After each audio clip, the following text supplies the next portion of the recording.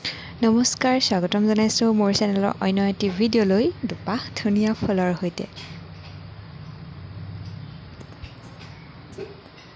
বহুতেই সুধি আছিলে যে হুইপ ক্ৰীম মানে কেকৰ ক্ৰীমখিনি কেনেকৈ বনায়। আচলতে এইটো হুইপ ক্ৰীম হয়, বেলেগ আমুল ক্ৰীম বা কিবাইদি নহয়। এইটো হুইপ ক্ৰীম কিনিবলৈ পায়, গ্ৰচাৰিছৰ দোকানতে কিনিবলৈ পাব।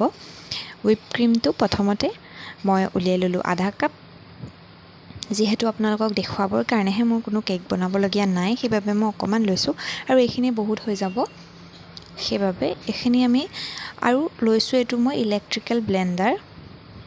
প্ৰথমতে ইলেক্ট্ৰিকেল ব্লেণ্ডাৰটো লৈ পেলাই ইয়াক শ্ল'ত 2 নম্বৰ বা 3 নম্বৰ এনেকুৱা মানত মই অলপ সময় ফেটিলোঁ। আৰু এটা কথা মন কৰিব, যাতে ক্ৰীমখিনি একেবাৰে ঠাণ্ডা হৈ থাকে, বৰফ নহয় কিন্তু ঠাণ্ডা হৈ থাকে।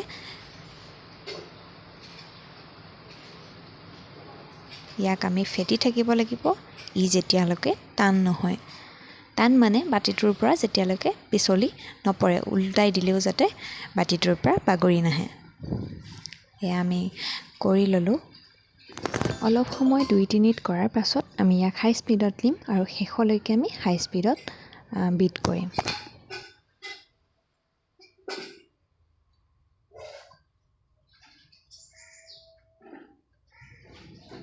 এইখিনি আমাৰ প্ৰায় হৈছেই।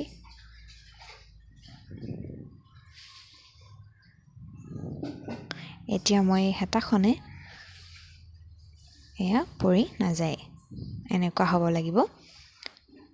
আৰু বহুতৰে প্ৰশ্ন যে আমি কালাৰটো কেতিয়া মিলাম।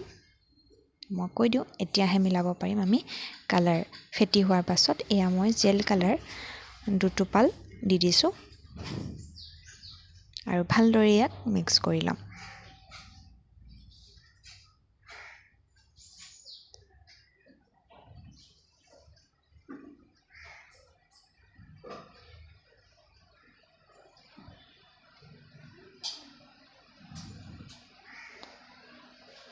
নিজৰ প্ৰয়োজন অনুসৰি কালাৰ মিলাব পাৰে। ফুড কালাৰ এটা পনীয়াও পায়, সেইটোও ল'ব পাৰে, কিন্তু সেইটো দিলে অকণমান ক্ৰীমখিনি ঢিলা হৈ যায়, সেইবাবে মই জেল কালাৰ ল'বলৈ ক'ম। আৰু আজি আমি ডিজাইন কৰিম এইকেইটা নজলেৰে।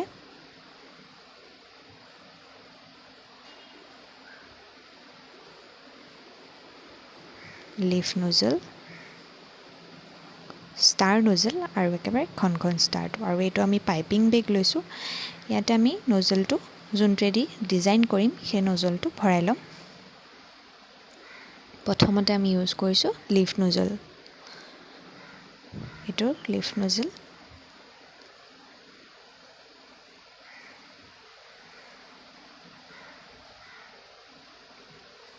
ইয়াতে এইদৰে ভৰাই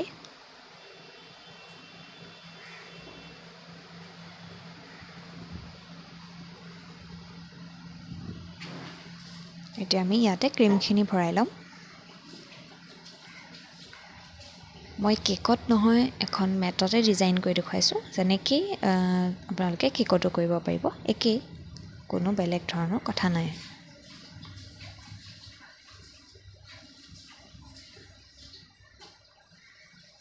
এতিয়া ছিংগল লিভ দিবলৈ হ'লে ইয়াতে হাতখনে এনেদৰে ধৰিব লাগে আৰু চেপেটাইকৈ বহাব লাগে নজলটো।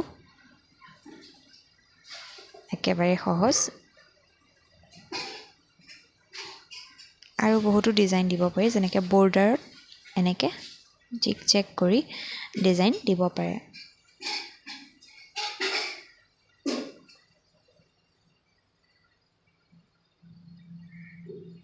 তো এছ টাইপত মই ডিজাইনটো দিছোঁ। এইটো বৰ্ডাৰত দিব পাৰে, বৰ্ডাৰত দিলে বহুত ধুনীয়া দেখিব।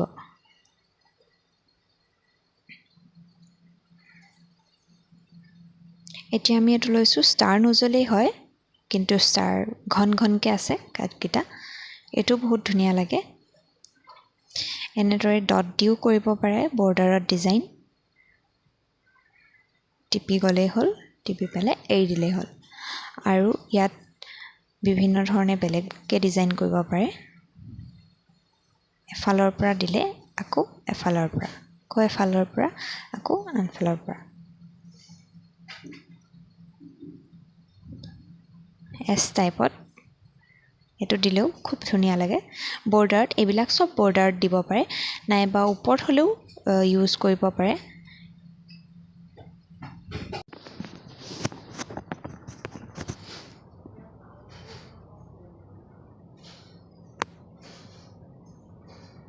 এয়াও হৈ গ'ল আৰু এইটো আমি এতিয়া সৰু ষ্টাৰ নজলটো লৈছোঁ সৰু ষ্টাৰ নজলৰ কেইবাটাও আছে ডাঙৰ সৰু মিডিয়াম যি ধৰণৰ চাইজ পায় সকলোৰে ব্যৱহাৰ পিছে একেই কিন্তু ডাঙৰ কেক হ'লে ডাঙৰ ষ্টাৰটো ব্যৱহাৰ কৰিব পাৰি সৰু হ'লে সৰু ষ্টাৰ কথা সিমানেই এইদৰে ছিংগল ষ্টাৰ দিব পাৰে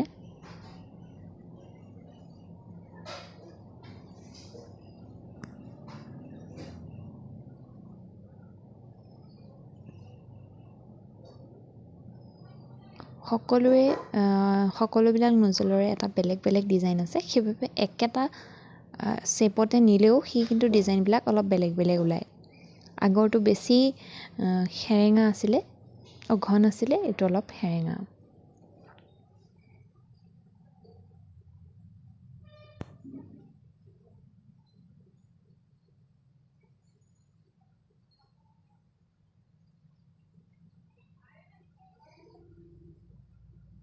এইদৰে ঘূৰাই পেলাই ফুল কৰিব পাৰে এইবিলাকো বৰ্ডাৰত দিলে বা বাৰ্বি বনালে বাৰ্বি ফ্ৰকটোত দিলে ধুনীয়া দেখি এনেদৰে যে মোৰ ঘন সেৰেঙা হৈ গ'ল সেইদৰে সেৰেঙা নকৰিব সেৰেঙা কৰিলে বেয়া দেখি কেকটোত ফাঁক নাৰাখিব কেকটোত দিওঁতে এতিয়া এইদৰে